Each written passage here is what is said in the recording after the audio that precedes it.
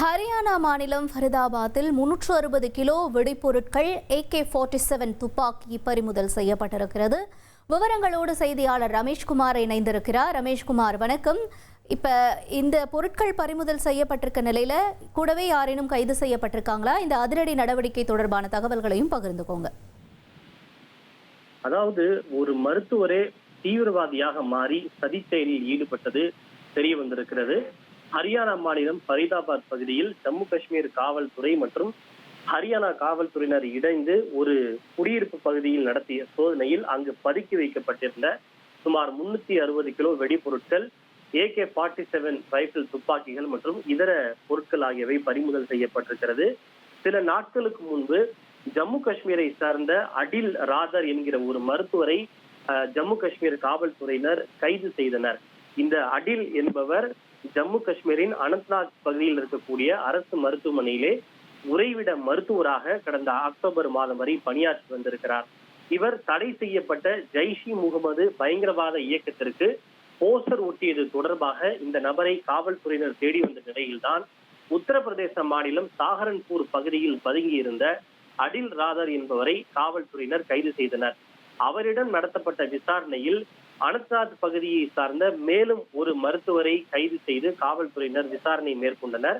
அவரிடம் மேற்கொள்ளப்பட்ட விசாரணையில்தான் ஃபரிதாபாத்தில் மற்றொரு மருத்துவருக்கு சொந்தமான இடத்தில் பதுக்கி வைக்கப்பட்டிருந்த இந்த 360 கிலோ வெடிப்பொருட்கள் மற்றும் அதிநவீன ஆயுதங்கள், துப்பாக்கிகள் ஆகியவை பறிமுதல் செய்யப்பட்டிருக்கின்றது.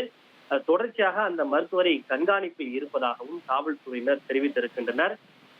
இந்த நெட்வொர்க்குக்கு பல்வேறு மாநிலங்களில் இருக்கக்கூடிய பயங்கரவாதிகளோடு தொடர்பு இருப்பதாகவும் சதி செயல்களை அரங்கேற்ற இவர்கள் திட்டமிட்டு வந்ததாகவும் கூறப்படுகிறது.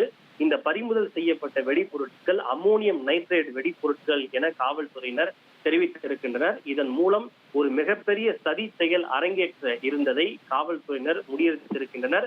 மேலும் இந்த கும்பலுக்கு வேறு யாருடன் தொடர்பு இருக்கிறது, மேலும் பல இடங்களில் வெடிப்பொருட்கள் மற்றும் ஆயுதங்களை பதுக்கி வைத்திருக்கிறார்களா என்பது குறித்தெல்லாம் அவர்கள் விசாரணை மேற்கொண்டு வருகின்றனர். ஏனென்றால் ஏற்கனவே இந்த கைது செய்யப்பட்ட மருத்துவர் ஆடில் ராதருக்கு சொந்தமான லாக்கரில் இருந்து 2 AK-47 துப்பாக்கிகளை காவல்துறையினர் பறிமுதல் செய்திருக்கின்றனர்.